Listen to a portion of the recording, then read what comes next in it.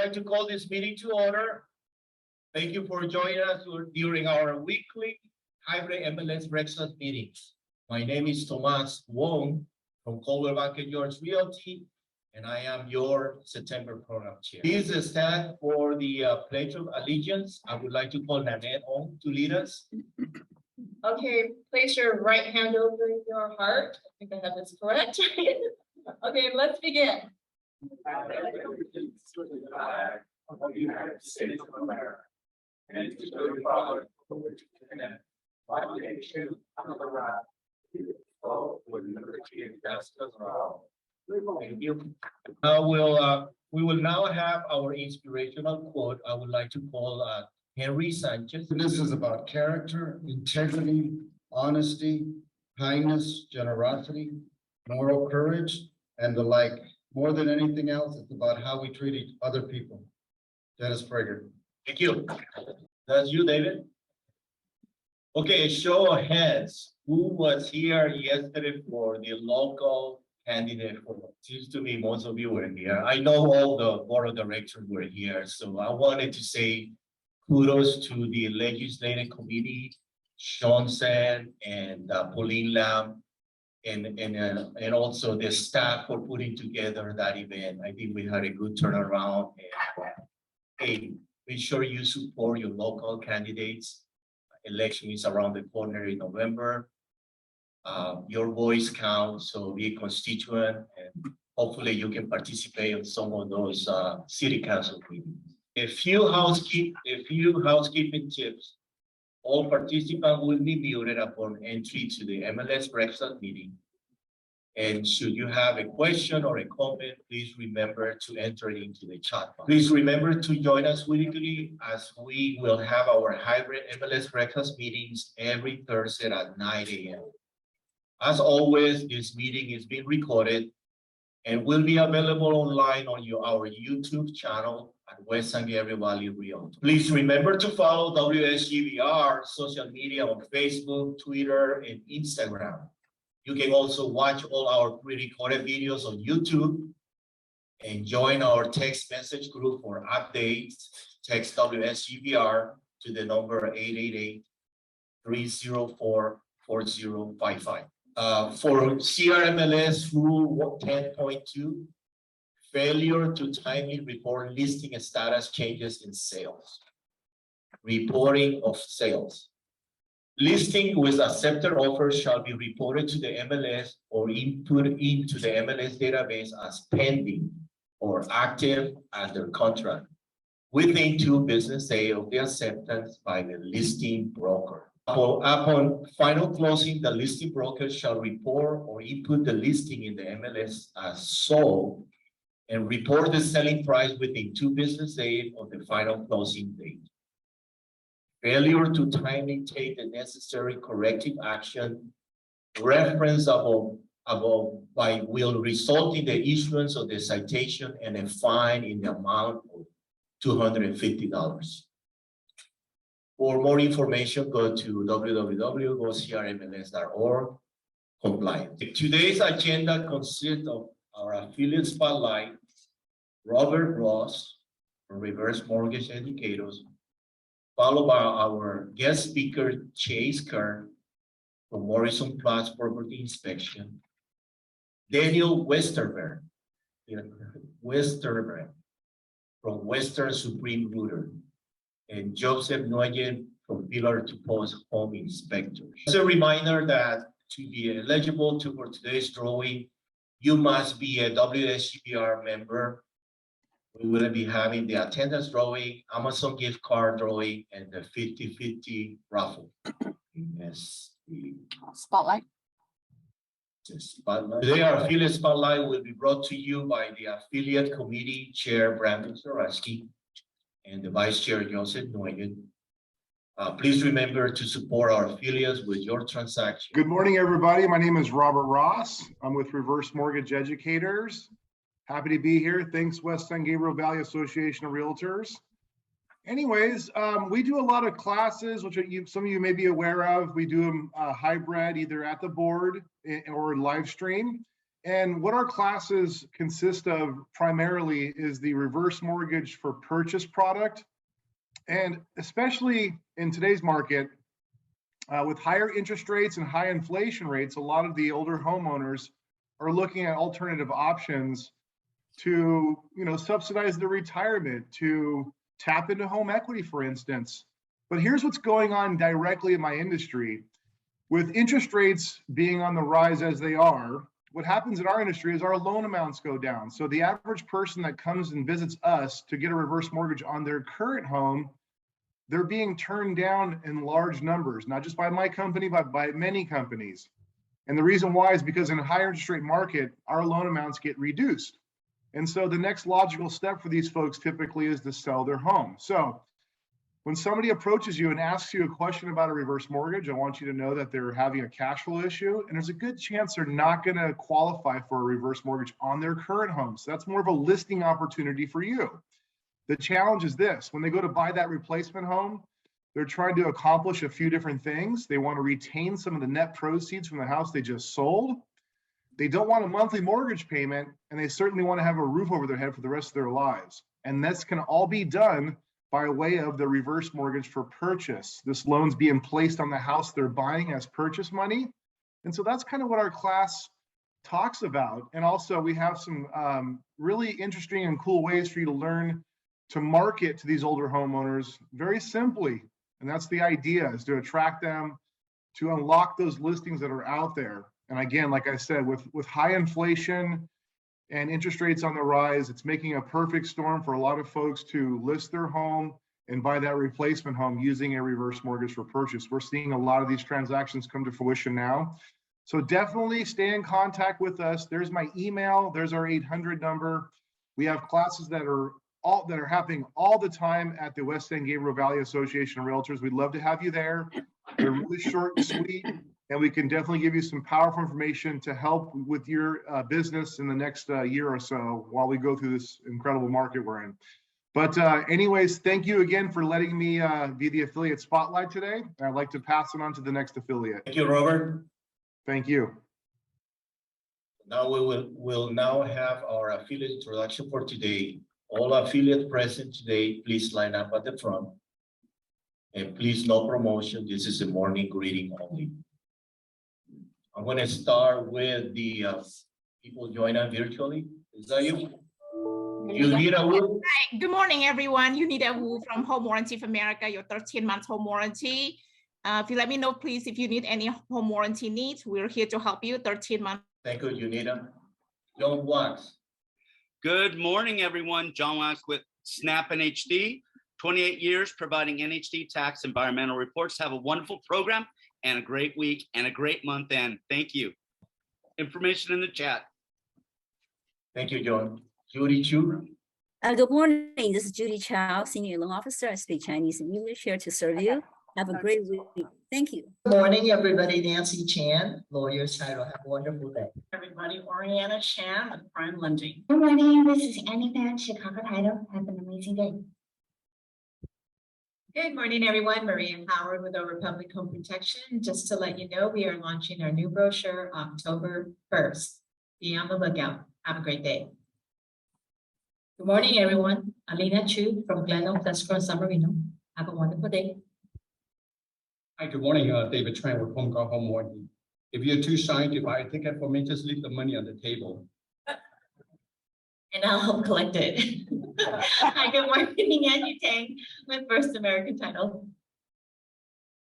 Good morning, everyone. Lucia Tam representing CARPA, Chinese American Real Estate Professional Association. Have a cool weekend. Thank you. Good morning, everyone. Chris Hunt with Gem Mortgage. Looks like half the building is affiliates today, so you got to invite your fellow realtors to come in so we have more live folks here. Have a great day. Definitely. Hi, everyone. My name is Ken Shen with Transglobal Lending. Have a great morning. Thank you. Good morning, everyone. Yolanda Martinez Arenas, WFG National. Good morning, everyone. Brandon Spransky with First American NHD, and I wanted to invite everyone next Tuesday. We are doing Taco Tuesday on October 4th at La Chuparia. Yes, La correct. Chuparia. La Chuparia in Alhambra. So please join us there. And then, morning everybody. My name is Joseph with Pillar to Post Home Inspectors, and it's a little bit over a month. So make sure you guys get your Halloween costumes ready. Hello, good morning. I'm Daniel from Western River Plumbing. Chase Kerr with Morris Property Inspections, looking forward to the panel. Okay, today we do not have any open pitch, so now help me welcome our moderator, Brandon Saransky, who will be introducing our panelists. The floor is yours, Brandon. Thanks, Moss. All right, so again, Brandon Skransky with First American NHD. I hope you guys enjoy the panel today. This is a lot of great information. We haven't really had inspectors or this type of panel before, and I'm looking forward to having that. So I'm going to start with Chase here. You would introduce yourself and let everyone know about yourself. Yeah, again, everyone, great to see you. My name is Chase Kerr. I'm with Morris Property Inspections. I serve as the marketing executive over there. So I don't personally do the inspections for us. However, I'm out in the field quite a bit, getting a chance to see all you lovely folks on a consistent basis. But our office is located in Glendora, and we have numerous locations through SoCal. So wherever you're at, we'll be able to reach you. And I look forward to the panel coming up here in a minute. Hey, everybody again. Daniel from Western River Plumbing. I started plumbing in, well, about 8 years ago, I'd say. I did water heaters and water filters first. And I learned about plumbing inside of the home so I could take care of my own home one day and can tell everybody about it as well and make a good living. I love what I do and where I work at. And if you guys have any questions, we have San Gabriel Valley. Check on one, too. Hi, my name is Joseph with Pillar to Post Home Inspectors, the Velez team. I'm your inspector, and I get to come out here and market and meet everybody, everybody's lovely faces as well.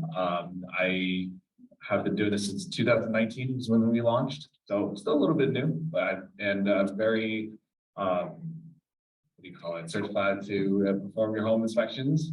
Previously, I was in the Marine Corps, which I took all of my training and inspecting and went through all the rigorous training as a home inspector and have transferred all my skills and technical abilities to home inspections. So yeah, looking forward to this panel. Awesome. All right, let's get started. So I'm going to start with Chase.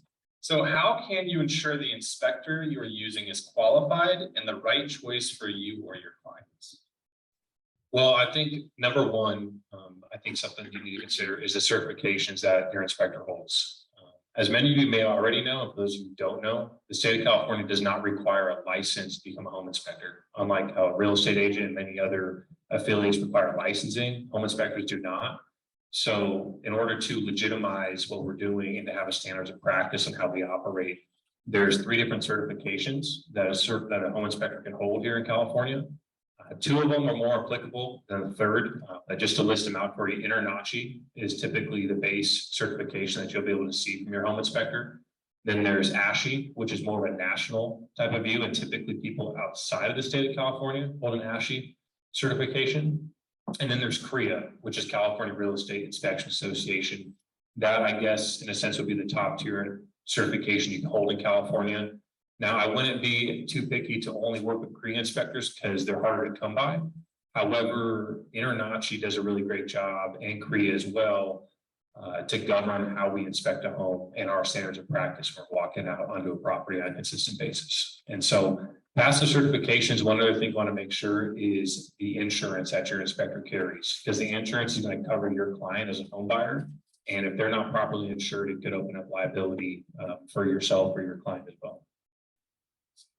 All right, Daniel, what are some major issues that can occur from plumbing failures?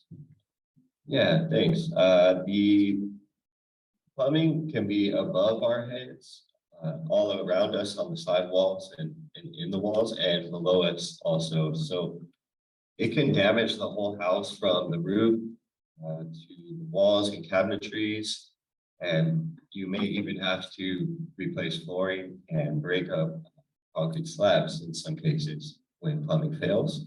That's just inside the house. Then there's also the front yard where all the pipes are running either in or out towards the city connections. And homeowners are also responsible up to city connections for the sewer lines, which can be inside the street. And inside the street is something nobody would ever really expect for their plumbing to be, but that could be a job that can start up to around $20,000 if you have to open and replace streets. Thank you. All right, Joseph, before I sell my home, should I get a pre-listing inspection, even though the buyer will get one anyways? Yeah, absolutely.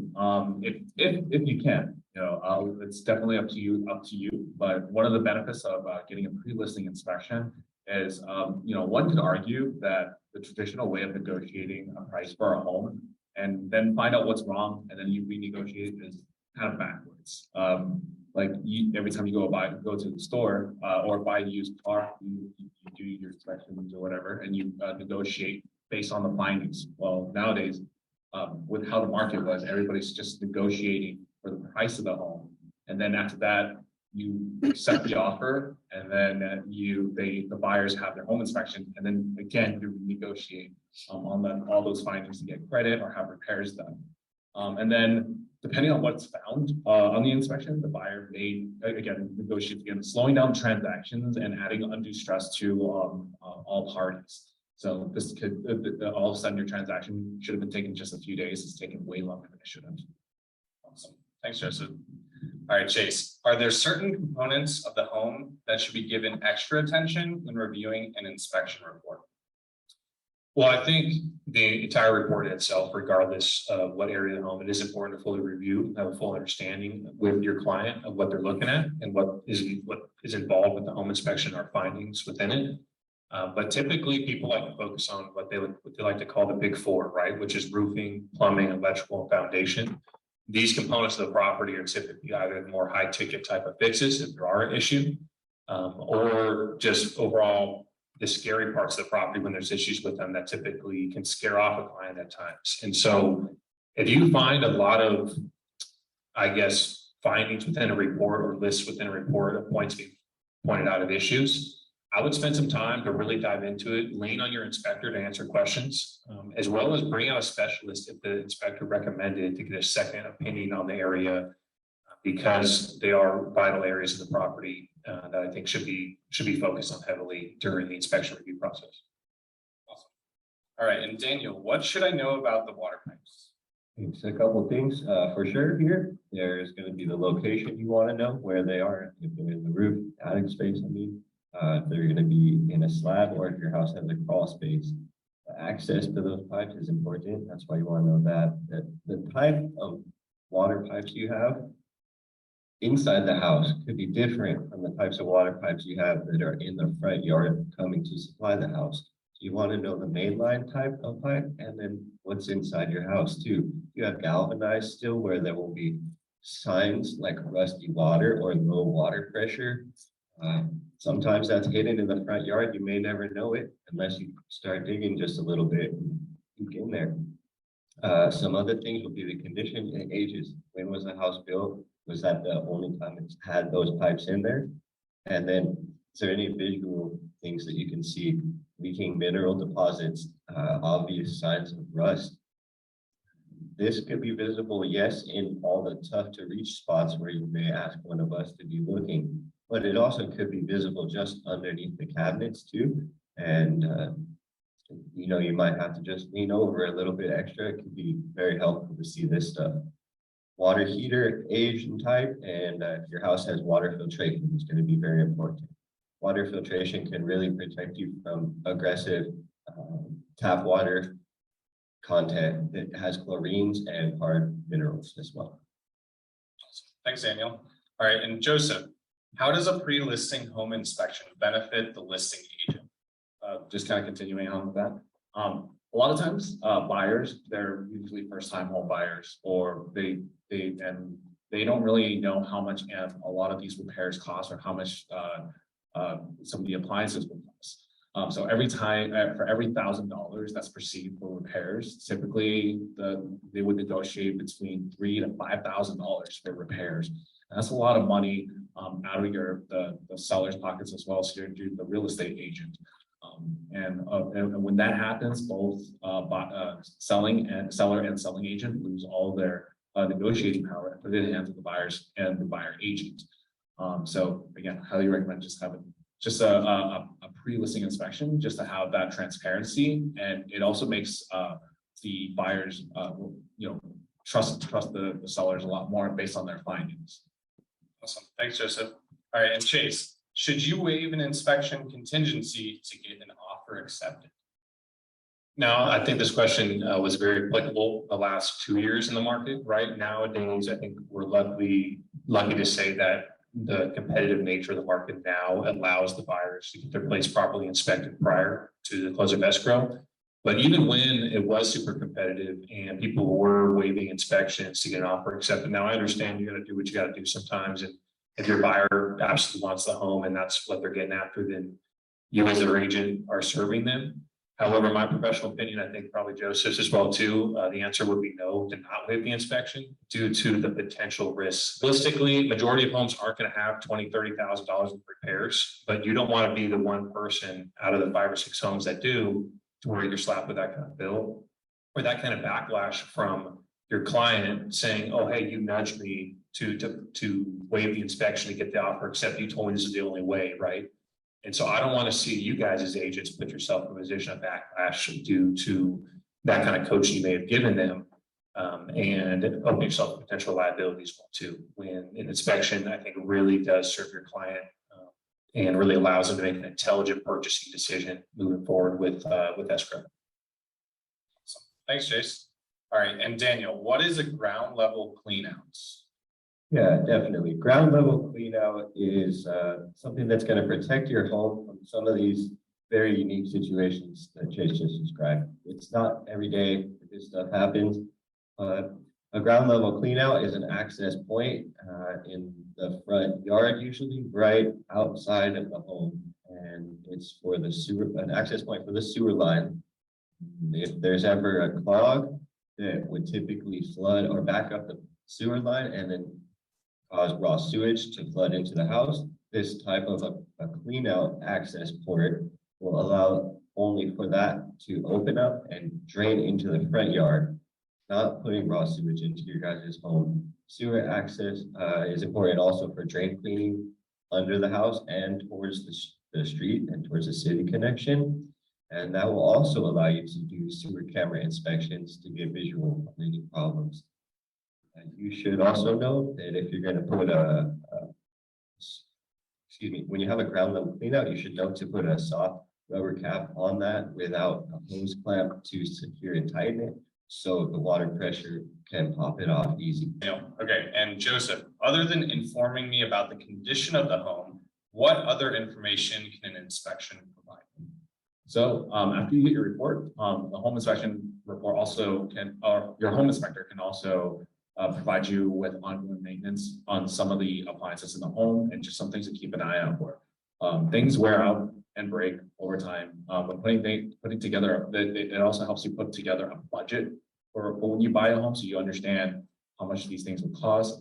Like I typically would recommend having an HVAC technician to come at least service your HVAC system at least once or even twice a year, because it's always a good idea to keep an eye out on these things, because the worst time, the last thing you need is when it's super duper hot like it has been these last couple of heat waves and your AC does not work, or vice versa when it's super duper cold and your heater doesn't work.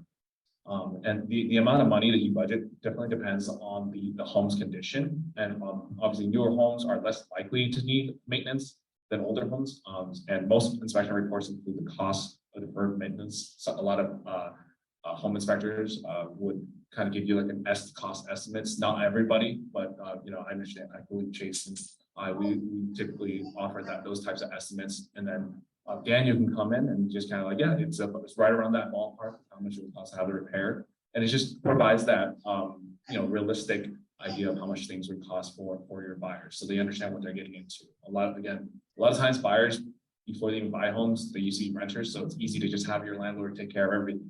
But now, before they get into buying homes, they can be realistic of how much all these things would cost. So these things that will have pending replacements in the next year, it's always good to know these things ahead of time. Awesome. Yeah. Thanks, Joseph. All right, and Chase, this is your last question. Why are home inspectors at times considered deal killers? And so I always love this question because of the nature of our job. And we are never going to be everybody's friend as a home inspector, right? It's either one side or the other. One side loves us, one side hates us, maybe both sides hate us sometimes, who knows, right? And so that's just the nature of our job. And typically what we find, the reason that term coming from and that kind of label persona of a home inspector coming in and just tearing the place apart, right, in a report, comes from the emotions involved with a home purchase. And typically you're looking at a home buyer, whether it be a new couple coming out and buying their first home together, super excited, love the property, or it's someone who's maybe has a growing family, they're expanding and they love this home. And so their emotions are very attached to the process of this home inspection, the findings that are going to come up in this report. And even as agents too, right? This is your livelihood, your commission on this deal, right? To provide for your own family. So there's emotion involved in that as well. And then on the flip side, you take a home inspector where we're not emotionally attached to property, right? And that's actually part of our duties to not be emotionally attached. And so when we come out to a property, what you guys see as a potential income or a home buyer sees as a potential future dream home, we see as four walls with a bunch of components inside of it that need to be looked at as an inanimate object. And so our opinions aren't factored into the way we inspect a home. It's all governed by the standards of practice set forth by the certifications I mentioned earlier, I think, for my first question. And so ways to mitigate the emotions, especially when you're dealing with an emotional home buyer, which I'm sure many of you agents have done in the past, is to set expectations early. Let them know, say, hey, there's no home that's perfect out there. There's going to be issues with it. Even if there's a brand new build, there's still issues with brand new builds because we're all human and builders are not perfect either. And so by setting expectations early and not setting the bar too high for them or setting expectations that the property is going to be the perfect home, it allows them, when the news is broken to them, that there are conditions that need to be fixed or addressed to not be as emotional during that process. And you also should be able to lean on your inspector to call and ask questions of the report. Don't pass the report to your buyer to, I guess, interpret on their own, right? Lean on your inspector, call your inspector, ask them questions, ask for a second opinion. If the inspector suggests to go hire a specialist, for instance, for plumbing, hiring someone to come out and double check our findings, go out and do that. I think that's going to provide a lot of value for your client and separate yourself from the emotional attachment to the property and allow you to have more, I think, even keeled process with the home inspector. Can I add something real quick? Yeah. I mean, my favorite analogy, just to help your clients understand what we do as home inspectors is consider us like your family doctor. Whenever you have like a cough or just a runny nose, you go to your doctor and they run all their tests and they do their diagnostics and all that. And whatever they find something's going on with your lungs, then they send you to that lung specialist. That's pretty much what we do. Everything we're looking at visually, and it's very important to provide that disclaimer to your clients, is that we're visually inspecting everything. We try not to be as intrusive as possible, when possible. And we do take things apart, but as long as it doesn't damage anything, but everything is just based off of visuals inspections. If you see anything, this is like like say, if you see rusting in the furnace, then there's possibly something leaking. And then we recommend having an HVAC technician come take a look. Or if there's a leak in the plumbing, and the plumbing is made of galvanized steel, then we recommend having a plumber to come out, have that repaired, or just kind of see what they can further evaluate and see the extent of that damage, maybe even possibly have that repaired. So yeah, again, just something to just pass on some value, to pass on to your clients so they understand what we're doing. We're not just there just to tear everything apart and tell them that their home is terrible and all that. Everything we're doing is just solely objective. Awesome. Thanks for that. All right. So Daniel, I know you mentioned in the last question a sewer camera. So what is a sewer camera inspection? That's a simple thing, but it is very powerful. So sewer camera inspection is going to give you a full visual inside the sewer line, and it is able to give you the location of where there's a problem, so you know what you're going to be dealing with and getting that fixed. So your estimates could be varying. You want to know if it's going to be huge, if it's going to be small, if it's gonna be temporary or something that's gonna last a long time for you.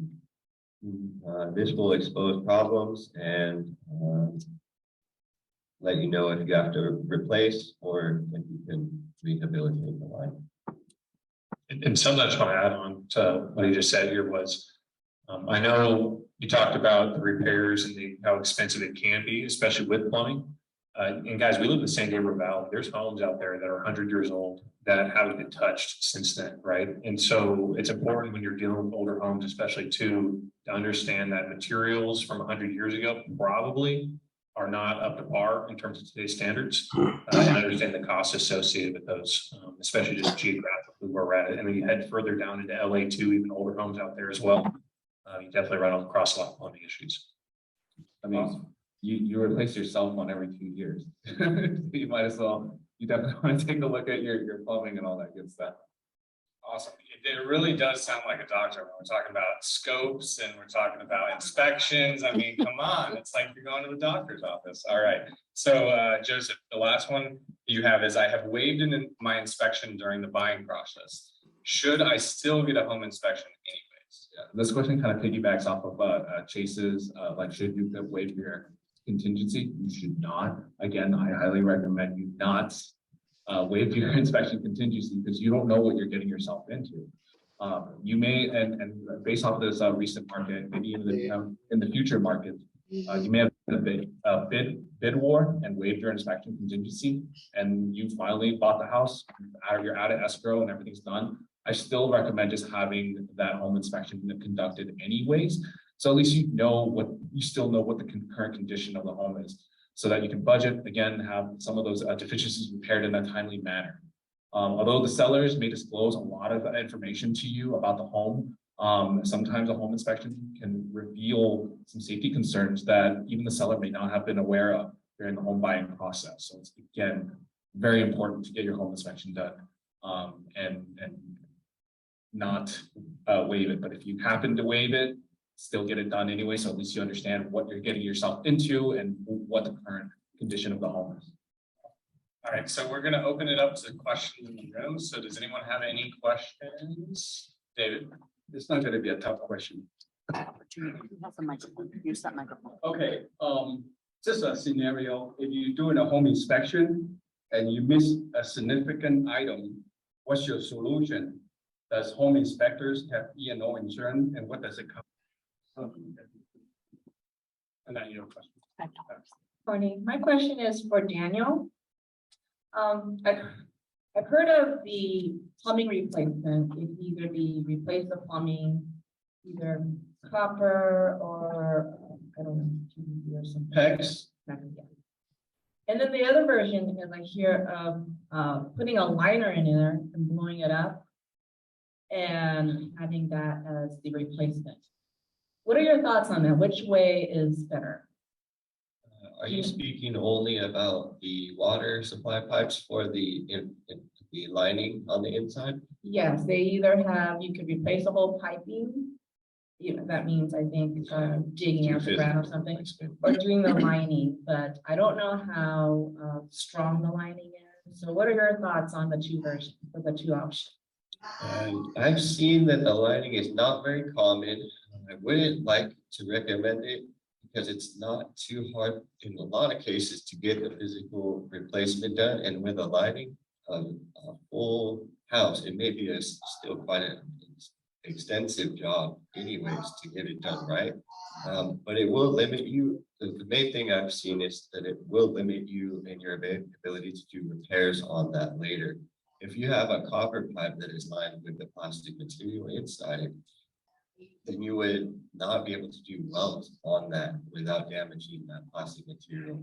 So it would be like a last type of a fix, a Band-Aid type of a fix as well, to hold it over, more so than something I would say would be a full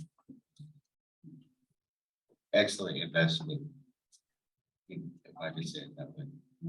But it's less common and it limits the ability to do repairs is the only real advice. Questions? For Daniel. Okay, this is a scenario where one of the bathroom the bathtub and the toilet is blocked. And the way, one option is to go outside the house and try to access the exterior pipes. But the owner tells you that he has concrete lightweight tiles on the roof. How can you get around that? Or what are the options that you give in to the owner in that scenario? In some cases, if somebody isn't gonna let us do roof drain cleaning, or let us climb on the roof for that process, then we're pretty much stuck in one way or another to try to open up access to the sewer line by removing a toilet, which is a disaster. If it's holding water, you really have to commit to that because it ruins things. And then the alternative and the better and the most recommended option from a plumber is to put in a clean out in the front yard. You dig it out, you access the sewer line physically in the front yard. You let everything drain out there. Then at that time, install a clean out access so you can clean under the house and towards the street. Okay, thank you. That makes sense. Any more questions? No? All right, well, thank you guys. Great job. And if you guys have any more questions, you can always reach out to these guys. They're great, and they'll definitely help you out. So thanks again, everyone, for joining us. It is time for our WSGBR drawing. Okay, attendance drawing. All WSGBR members are included in the attendance. This spot is $900.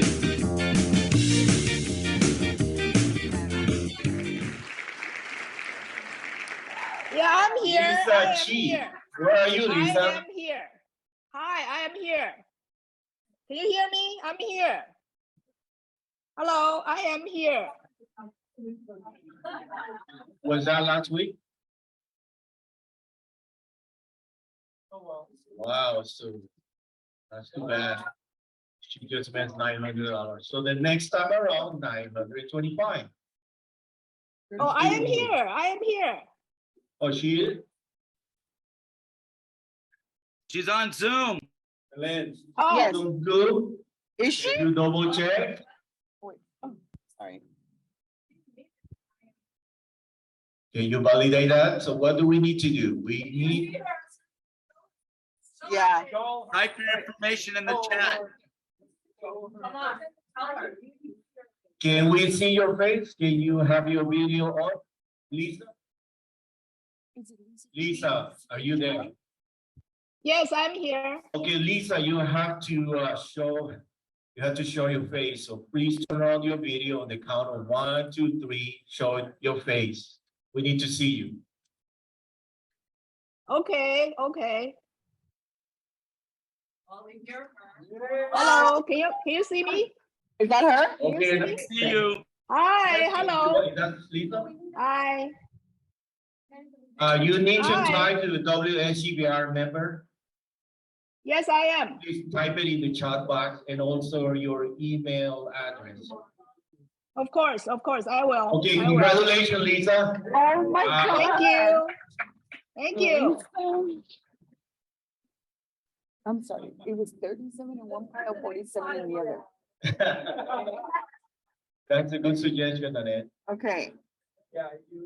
I need your email and your member number in the chat box, Lisa, Okay, for our please. first time visitors, do you guys notice anything different with the donuts?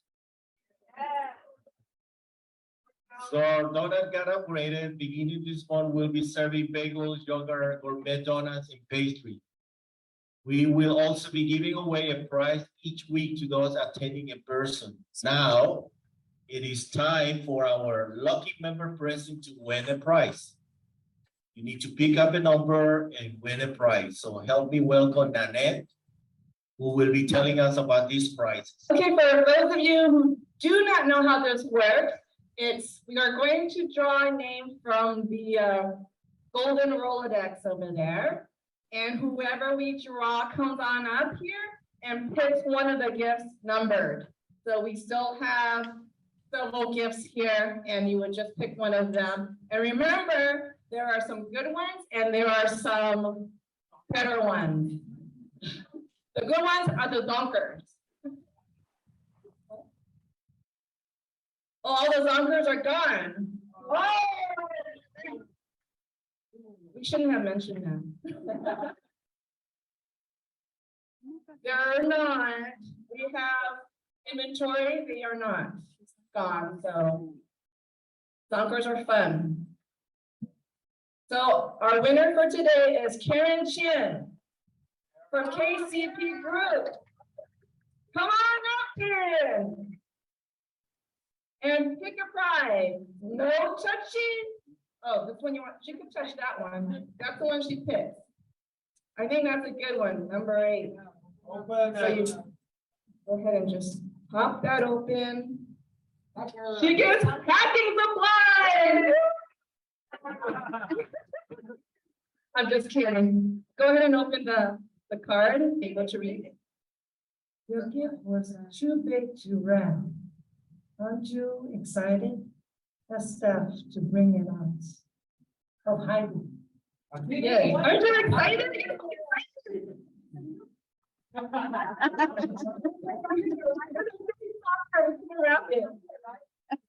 What? Oh, this one, we'll find out. Suspense. It's number 8. Number 8.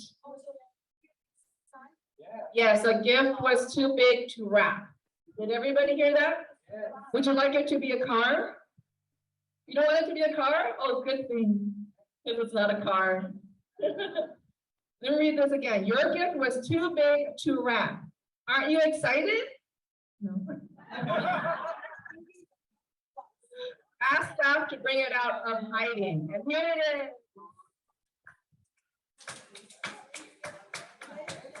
Okay, so can she open this right now? Or no time? Okay, there's no time. Oh, it's not juice. It's another prize inside, but it's not a zonker. So pear juice is good for you too. Do we have time to? Okay, we have time. It's not pear juice. I don't know what it is, but it's not pear juice. Just in time for the canned food drive. Well, okay, I know what this is. This is the Thanksgiving pack.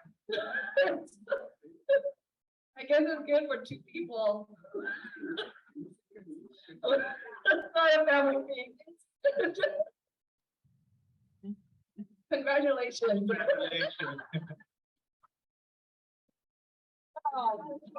What's her name, Nana? Karen Chen. Karen Chen. Congratulations, Karen. Okay, now we have the Amazon gift card drawing. And the 3 winners are, just a friendly reminder, make sure you do not put 2 business cards. I think we caught people doing that couple meetings, so we want to make sure that we play the fair game. So just put only 1 business card. Okay, just a friendly reminder. So the first winner is Niwo.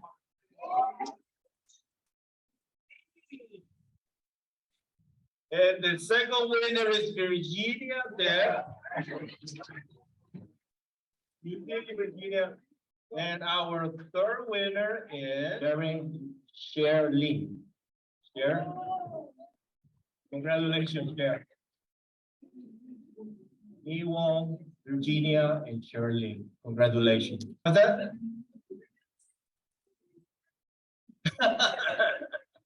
That was a good try, Lorraine. Sherilyn, yeah, like Sherilyn. Well, we have-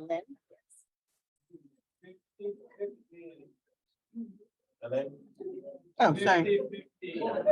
Okay, now what we having is the WSGBR fund, the WSGBR, I'm sorry.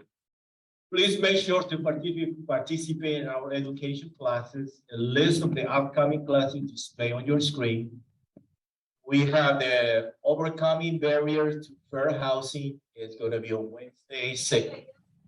That was yesterday. Yes, that's outdated. On Friday, September the 30th, we're going to have the 8-hour MLO live webinar, continuing education. It's from 9 to 4:30 p.m. The cost is free. Next, we're gonna have the 45-hour PRE licensing renewal continuing education. It's a webinar as well. Friday, October the 7th from 9:30 to 12:30 p.m. And the cost is $85. We're also gonna have the commercial seminar. It's the real estate development perspective in a continually evolving market and tax treatment on bill for rent versus bill for sale. It's gonna be on Tuesday, October 11th from noon to 1 p.m. and the cost is also free. I think the chuperia, for those of you who know what it means in English, we having a happy hour. It's gonna be next Tuesday, October 4th from 4 to 6 p.m. Everyone is welcome. WSGBR Foundation will be having their annual auction benefiting charities and a scholarship. If you would like to donate any items for the auction, please bring them to the association before November the 10th. Save the day for our installation luncheon. It's going to be on December the 2nd. The tickets are now on sale. The sponsorship opportunities are available. Please call or email Belen Barrios for sponsorship information. Now it is time for our 50-50 raffle. Where is the lucky number? Where are the tickets? David? Oh. Make sure you don't pick it up. Okay, last four numbers, 9407. George. Are you first time, George? How much? $42, George. Congratulations, George.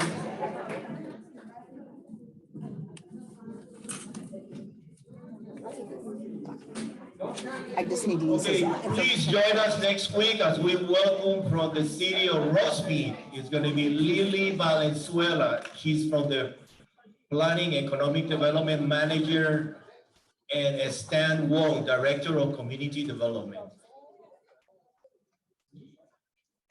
So once again, congratulations to WSGBR on your 100 years. Thank you everyone for joining our meeting today. This meeting is now adjourned.